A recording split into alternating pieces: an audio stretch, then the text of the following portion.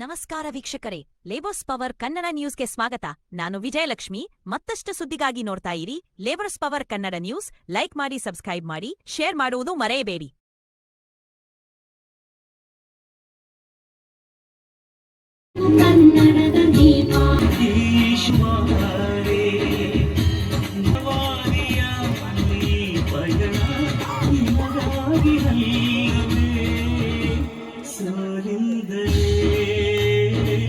ಜನತೆಯಾದ ನಾವು ಭಾರತವನ್ನು ಸಾರ್ವಭೌಮ, ಸಮಾಜವಾದಿ, ಧರ್ಮನಿರಪೇಕ್ಷ, ಪ್ರಜಾಸತ್ತಾತ್ಮಕ ಗಣರಾಜ್ಯವನ್ನಾಗಿ ರೂಪಿಸುವುದಕ್ಕಾಗಿ ಭಾರತದ ಎಲ್ಲ ಪ್ರಜೆಗಳಿಗೆ ಸಾಮಾಜಿಕ, ಆರ್ಥಿಕ ಮತ್ತು ರಾಜಕೀಯ ನ್ಯಾಯವನ್ನು, ವಿಚಾರ, ಅಭಿವ್ಯಕ್ತಿ, ನಂಬಿಕೆ, ಧರ್ಮ ಮತ್ತು ಉಪಾಸನೆಯ ಸ್ವಾತಂತ್ರ್ಯವನ್ನು ಮಾಡುವುದಕ್ಕಾಗಿ ವ್ಯಕ್ತಿ ಗೌರವ, ದೇಶದ ಏಕತೆ ಮತ್ತು ಸಮಗ್ರತೆಗಾಗಿ ಎಲ್ಲರಲ್ಲಿ ಭ್ರಾತೃತ್ವ ಭಾವನೆಯನ್ನು ಮೂಡಿಸುವುದಕ್ಕೆ ದೃಢ ಸಂಕಲ್ಪ ಮಾಡಿ ನಮ್ಮ ಸಂವಿಧಾನದ ಸಭೆಯಲ್ಲಿ 1949ನೇ ಇಸ್ವಿಯ ನವೆಂಬರ್ ತಿಂಗಳು 26ನೇ ದಿನದಂದು ಈ ಸಂವಿಧಾನವನ್ನು ನಮಗೆ ನಾವೇ ಅರ್ಪಿಸಿಕೊಂಡು ಅಂಗೀಕರಿಸಿ ಶಾಸನವಾಗಿ ಇರಿಸಿಕೊಂಡಿದ್ದೇವೆ. ಜೈ ಹಿಂದ್.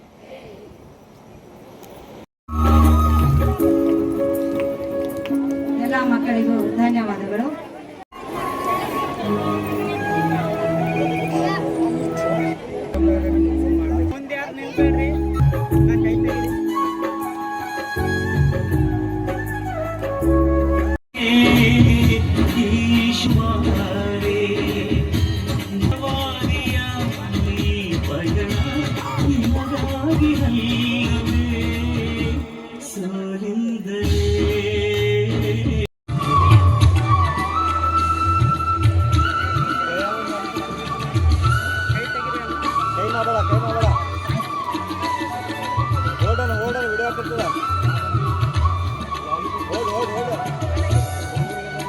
ಸಿಂಗ್ ರಾಠೋಡ್ ಇವರೆಲ್ಲರೂ ಕೂಡ ವೇದಿಕೆ ಮೇಲೆ ಬರಬೇಕೆಂದು ಕೇಳಿಕೊಳ್ತಾ ಇದ್ದೇನೆ.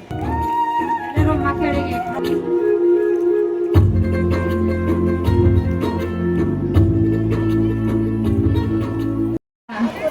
ಶಕ್ತಿಯುತ ಮಹಿಳೆ, ಶಕ್ತಿಯುತ ಕುಟುಂಬ, ಶಕ್ತಿಯುತ ಸಮಾಜ ಎಂದು ಹೇಳುತ್ತಾ ಮತ್ತೊಮ್ಮೆ ನಿಮಗೆಲ್ಲರಿಗೂ ಮಹಿಳಾ ದಿನಾಚರಣೆಯ ಹಾರ್ದಿಕ ಶುಭಾಶಯಗಳನ್ನು ಕೋರುತ್ತಾ ನನ್ನ 2 ಮಾತುಗಳನ್ನು ಮುಗಿಸುತ್ತೇನೆ. ಧನ್ಯವಾದಗಳು. ಮಹಿಳಾ ದಿನಾಚರಣೆಯ ಶುಭಾಶಯಗಳನ್ನು ತಿಳಿಸುತ್ತಾ ವೇದಿಕೆ ಮೇಲೆ ಆಸೀನರಾಗಿರುವ ಗಣ್ಯಮಾನ್ಯರನ್ನು ಸ್ವಾಗತಿಸುವುದು ನನ್ನ ಭಾಗ್ಯ ಎಂದು ಹೇಳುತ್ತಾ ದಿವ್ಯ ಸಾನ್ನಿಧ್ಯವನ್ನು ಅಲಂಕರಿಸಿದ ವಂದನೀಯ ಸ್ವಾಮಿ ಸುನಿಲ್ ಫರ್ನಾಂಡಿಸ್, ಮುಖ್ಯಸ್ಥರು, Bijapur Jesuit educational and charitable society, Vijayapura, ಇವರಿಗೆ ಎಲ್ಲರ ಪರವಾಗಿ ಆತ್ಮೀಯವಾದ ಸ್ವಾಗತವನ್ನು ಕೋರುತ್ತೇನೆ. ರೂಪಿಸುವುದಕ್ಕಾಗಿ ಭಾರತದ ಎಲ್ಲ ಪ್ರಜೆಗಳಿಗೆ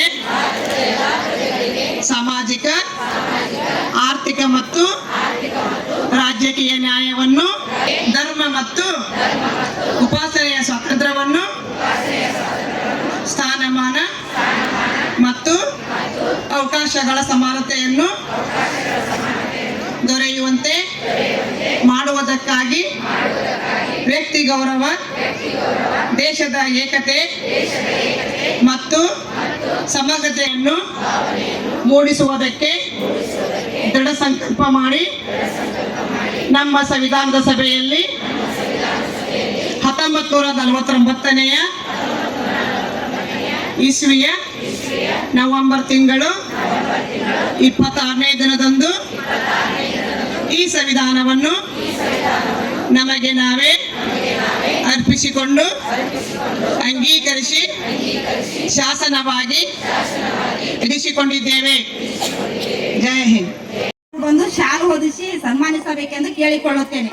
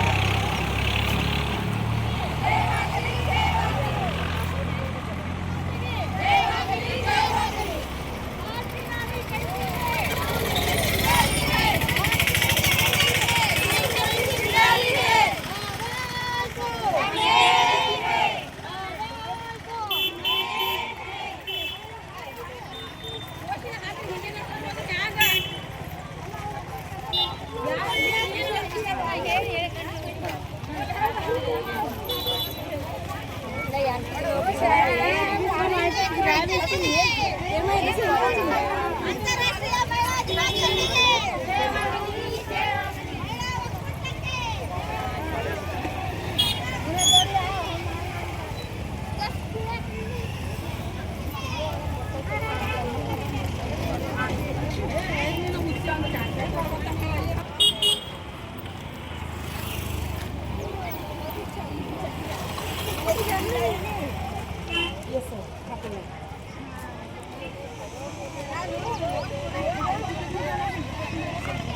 ಮಹಿಳಾ ಶಕ್ತಿಗೆ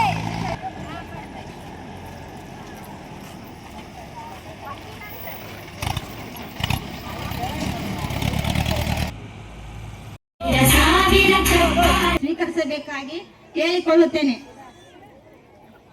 ಮಮ ಸಾನ್ನಿಧ್ಯ ಸಂಗಮ ಬಂದು ಕಾಣಿಕೆಯನ್ನು ಸ್ವೀಕರಿಸಬೇಕಾಗಿ ಕೇಳಿಕೊಳ್ಳುತ್ತೇನೆ. ಇಬ್ಬರೇ ಸಿಸ್ಟರ್ಸ್ ಬಂದಿದ್ದಾರೆ ವೇದಿಕೆ ಮೇಲೆ.